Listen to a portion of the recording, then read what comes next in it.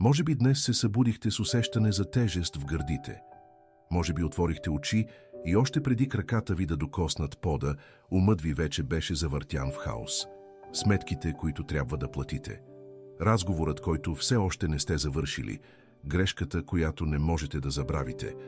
И изведнъж преди изгрева дори да е започнал, вие вече сте изгубени в буря от безпокойство.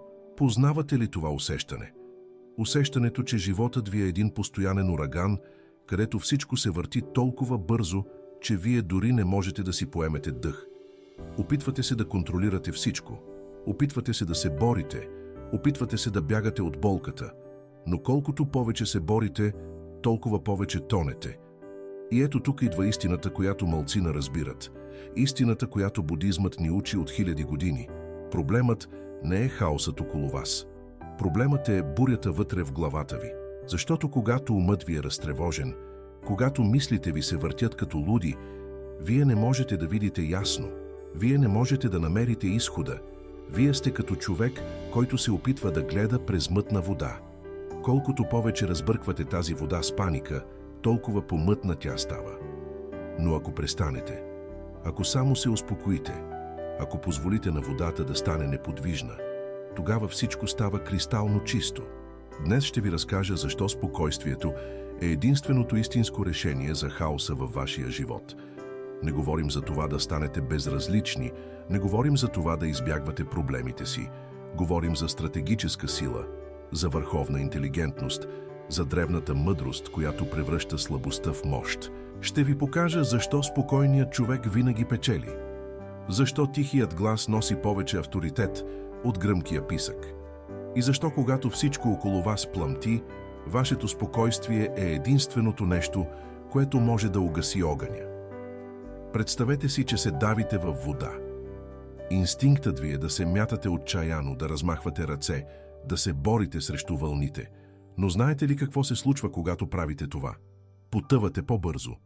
Разходвате кислорода си, изчерпвате енергията си и всичко това ви води към дъното. Но ако спрете да се борите, ако позволите на тялото си да стане неподвижно, ако се отпуснете, тогава се случва нещо невероятно. Вие започвате да плувате, водата ви държи и изведнъж, вместо да се давите, вие просто лежите на повърхността, дишате и сте в безопасност. Това е метафората на живота ви. Колкото повече се борите срещу проблемите, толкова по-дълбоко потъвате в тях. Но когато намерите спокойствие, когато престанете да се мятате в паника, ще откриете, че решението винаги е било там. Просто не можехте да го видите през бурята в ума си. Нека ви разкажа една древна история от будизма. Един ден, един разярен слон на име Налагири беше освободен да атакува Буда. Слонът тичаше надолу по улицата, унищожавайки всичко по пътя си. Хората бягаха в ужас. Учениците на Буда се скриха. Но Буда не избяга. Той не викна. Той дори не помръдна. Той просто стоеше там, с перфектно спокойствие. И от сърцето му излъчваше любов и мир. И когато разбесненият слон достигна до него, нещо невероятно се случи. Слонът спря, клекна пред Буда. Успокои се напълно. Буда не укрути слона с сила. Той го укрути с спокойствие. Това е силата, за която говорим. Не силата на мускулите, не силата на гласа. Силата на ума, който не може да бъде разклатен. Когато животът ви атакува с предизвикателства, вашето спокойствие е вашият най-голям щит. Вашата тихота е вашето най-острото оръжие, защото хаосът се храни от реакция, а вие му отказвате храната. Сега помислете за собствения си живот. Колко пъти сте реагирали на проблем с гняв, страх или паника? И как свърши това? Направи ли го по-добро? Или само го направи по-лошо? Всеки път, когато вие реагирате на хаос с повече хаос, вие влизате в игра, която не можете да спечелите. Вие приемате поканата към драмата. Вие се превръщате в част от бурята. Но когато реагирате със спокойствие, вие стоите извън бурята. Вие наблюдавате. Виждате ясно. И от тази позиция на яснота вие можете да действате с мъдрост, а не с страх. Има древно будистко учение, наречено упекха – равностойност. Това не означава да бъдете студени или безразлични, означава да сте като планина. Облаците покриват върха, валят дъждове, вятърът вие, но планината не се движи. Вие можете да бъдете тази планина. Животът може да донесе бури. Хората може да донесат драма. Обстоятелствата може да се променят, но ако вътрешното ви ядро остане спокойно, нищо не може да ви събори. Позволете ми да ви обясня защо спокойствието възвръща зрението ви. Когато сте в паника, биологията ви активира режим на оцеляване. Визията ви става тунелна. Виждате само заплахата, никога не виждате изхода. Това е причината хората в криза да вземат глупави решения. Не защото са глупави, защото умовете им са затворени от страх. Но когато сте спокойни, префронталната кора на мозъка ви се активира отново. Това е частта, която мисли ясно, решава проблеми, вижда модели. Когато сте спокойни, виждате цялата картина, не само проблема, но и решенията. Представете си разговор, който прераства в спор. Човекът, който вика, губи. Защото когато крещите, не слушате. Не виждате слабостите в собствената си логика. Вие просто реагирате. Но човекът, който говори тихо, който остава спокоен, той контролира ритъма, той чува какво другият наистина казва. Той вижда къде може да намери общ език. Той печели, не защото е по-силен, а защото е по-ясен. Спокойствието ви дава зрение, а зрението ви дава сила. Сега нека говорим за енергията. В будизма има принцип, наречен вирия – правилно усилие, правилна енергия. Това означава да не разхищавате силата си на безсмислени борби. Всяка секунда, която прекарвате в безпокойство, е енергия, която губите. Всяка минута, която прекарвате в паника за бъдещето, е енергия, която не можете да използвате в настоящето. И тогава, когато истинският проблем пристигне, вие сте изтощени, батерията ви е изтекла, нямате сила да действате. Но когато сте спокойни, вие не разхищавате енергия, вие я съхранявате, натрупвате я като язовир. И когато дойде моментът да действате, вие действате с прецизност, с сила, с яснота. Спокойствието не е пасивност, то е потенциална мощ. Това е енергия, държана в резерв, готова да бъде освободена в точния момент. Има една истина, която малцина разбират. Хаосът в живота ви често не идва от вашите собствени грешки. Той идва от другите хора, опитващи се да ви въвлекат в техните драми. Някой ви обижда в трафика, някой ви изпраща гневно съобщение, някой ви критикува на работа и ако реагирате с гняв, ако им отвърнете на обидата, знаете ли какво се случва? Вие приемате техния отрова, вие влизате в техната карма. Но ако останете спокойни, ако не приемете поканата към драмата, отровата остава с тях. Тя не влиза във вас. Вие сте защитени. Това е едно от най-мощните будистки учения. Кармата е като ехо. Когато някой хвърли камък на гняв към вас и вие го хвърлите обратно, вие създавате цикъл. Но ако оставите камъка да падне пред краката ви, цикълът се прекъсва. Вашето спокойствие е щит. То не позволява на чуждия хаос да влезе в мира ви. Вие просто казвате: отказвам този подарък. Не, благодаря. Запазвам спокойствието си. И с времето ще забележите нещо красиво. Хората около вас започват да се успокояват.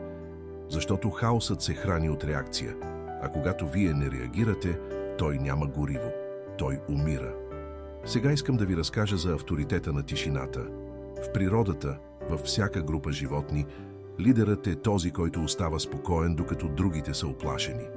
Не най-силният, не най-гръмкият, най-спокойният. Защото спокойствието проектира увереност. То казва на света: аз знам какво правя. Не съм разклатен от това. Имам контрол. И хората, без дори да осъзнават защо, започват да ви се доверяват.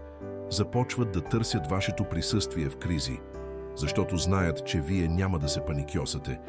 Вие сте котвата, докато всичко друго се клати. Това е силата на благородното мълчание, учена от будистките монаси. В света, пълен с шум, този, който може да бъде тих, този, който може да слуша, който може да наблюдава без да реагира, е този, който притежава истинската сила. Силата говори тихо. Страхът вика: искам сега да ви попитам нещо. В коя част от живота ви най-много ви е трудно да намерите спокойствие?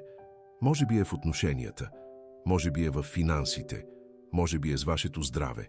Където и да е, знайте, че там е мястото, където най-много се нуждаете от това, което споделяме днес.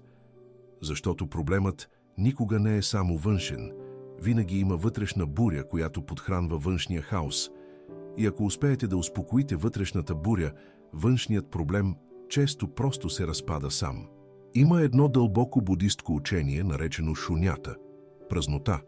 Не празнота като липса, а празнота като пространство. Пространство, в което може да се появи ново.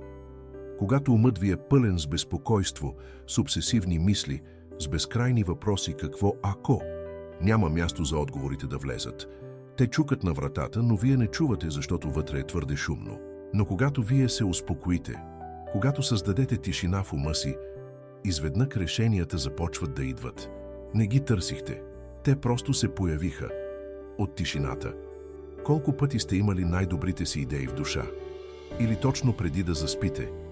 Или по време на разходка?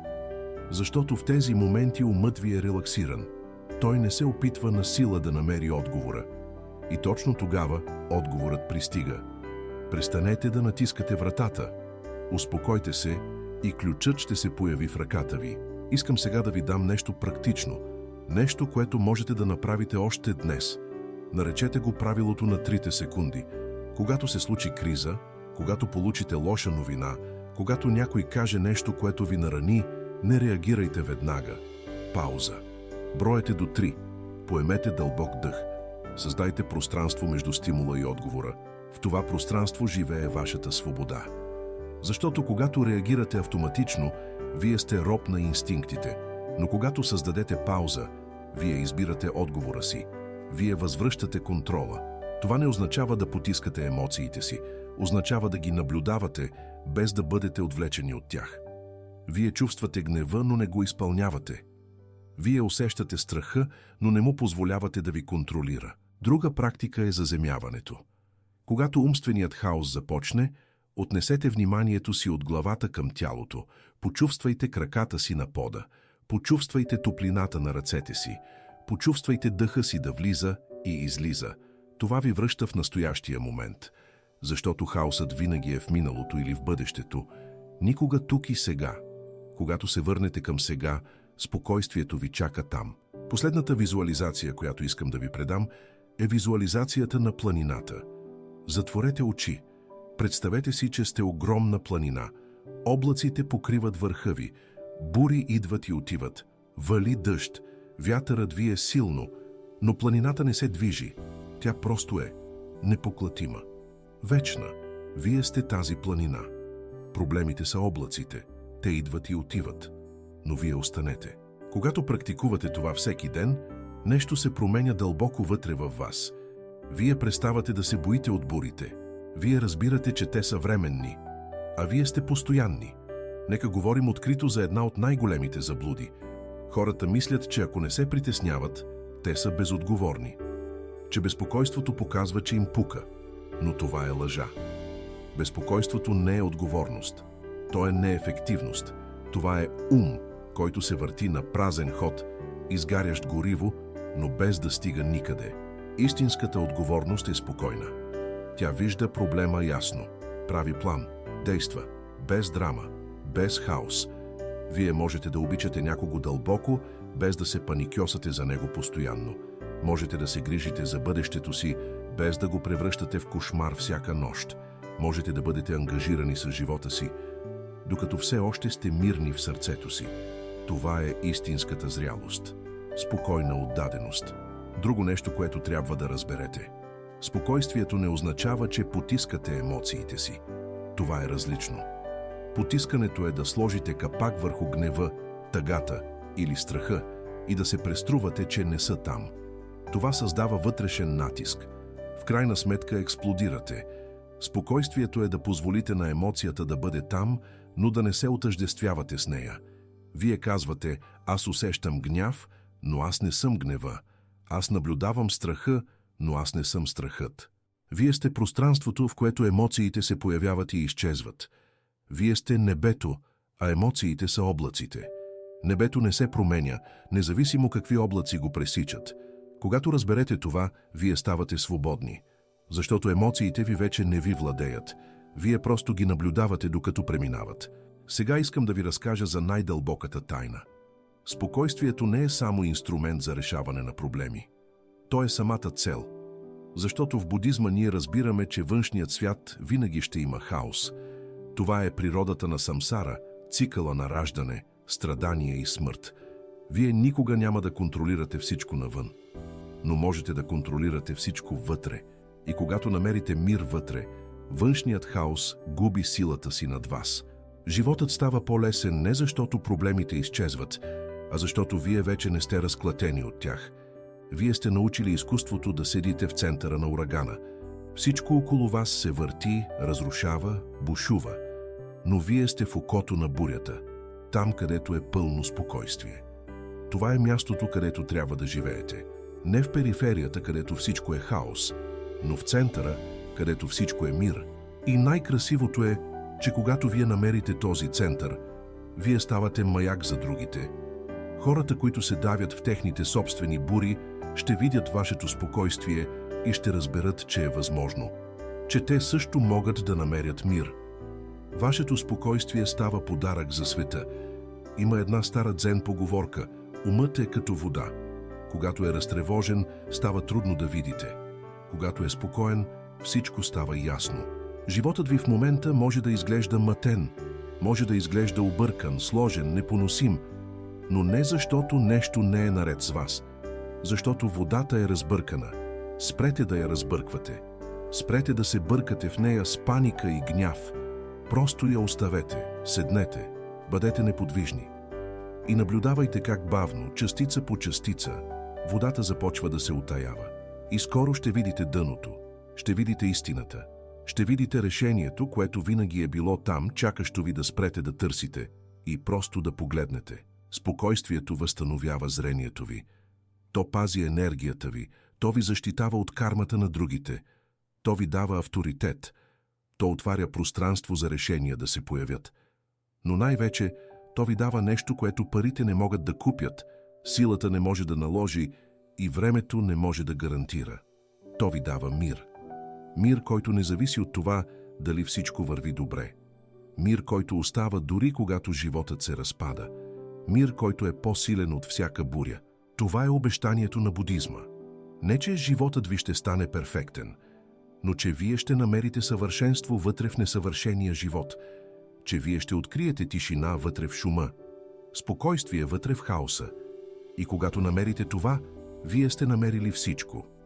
Сега, където и да сте, затворете очи за момент, поемете дълбок дъх и си припомнете това.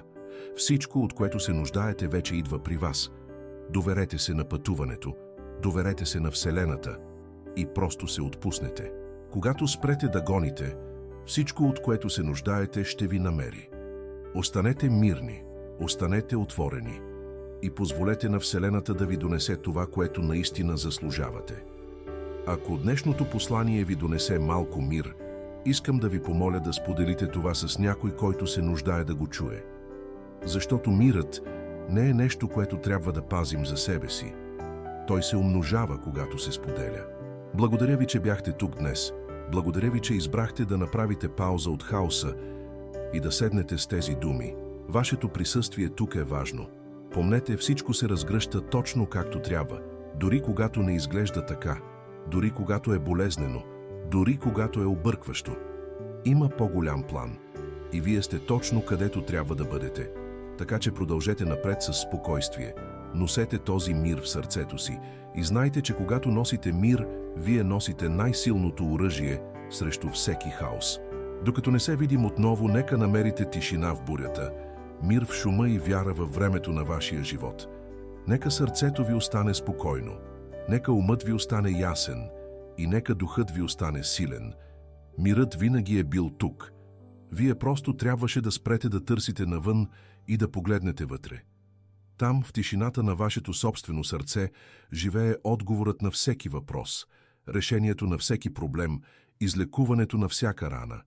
Вие сте цялото, от което се нуждаете. Винаги сте били. Винаги ще бъдете. Има нещо, което искам да ви кажа преди да приключим. Нещо, което монасите са знаели от векове, но което светът е забравил. Вашето спокойствие не е слабост. То е най-голямата ви сила. В света, който ви учи да реагирате бързо, да се борите агресивно, да никога не показвате уязвимост, способността да останете спокойни е революционен акт. Това е актът на истински силен човек, защото всеки може да викне, всеки може да удари, но малцина могат да останат неподвижни в лицето на хаоса. Когато практикувате спокойствие, вие не просто решавате проблеми, вие трансформирате самата си природа. Вие преставате да бъдете реактивен и ставате съзнателен. Преставате да бъдете жертва и ставате господар на собствения си живот. И нека ви кажа нещо, което може да променя всичко. Спокойствието е заразно. Точно както тревожността може да се разпространи от човек на човек, така и мирът може. Когато вие сте спокойни в стая, пълна с нервни хора, енергията ви започва да ги успокоява. Те може да не разбират защо, но те усещат вашата стабилност и тя им дава надежда. Това означава, че всеки път, когато избирате спокойствие пред паника, вие не просто лекувате себе си, вие лекувате всички около вас. Вие ставате канал на мир в свят, който отчаяно се нуждае от него. Сега искам да ви дам още един инструмент. Когато усетите, че хаосът започва да ви завладява, направете това. Спрете каквото и да правите. Поставете ръка върху сърцето си. Затворете очите. И повторете тези думи 3 пъти. Аз избирам мир. Аз избирам яснота. Аз избирам спокойствие. Тези думи не са просто мантра. Те са заклинание, което пренасочва енергията ви. Те казват на нервната ви система, че вие сте в безопасност, че няма опасност, че можете да се отпуснете. И след като кажете тези думи, просто седнете в тишина за няколко вдишвания. Не се опитвайте да правите нищо. Не се опитвайте да решавате нищо. Просто бъдете. В тези кратки моменти на битие нещо чудесно се случва. Умът ви започва да се пренастройва. Тялото ви започва да излиза от режим на оцеляване. И вие започвате да се връщате към вашето естествено състояние на мир. Защото мирът не е нещо, което трябва да създавате. То е нещо, което вече съществува под всички слоеве на безпокойство, страх и гняв. Вашата работа е просто да премахнете слоевете, да се отървете от шума, да се върнете към тишината. И тази тишина винаги е била тук, чакайки ви. Нека ви разкажа за един монах, който живеел на връх на планина. Хората пътували дни, за да го попитат как да намерят мир в техните трудни животи. И всеки път той отговарял със същия съвет. Спрете да се бойте от тишината. Спрете да запълвате всеки момент с шум, с дейност, с разсейване.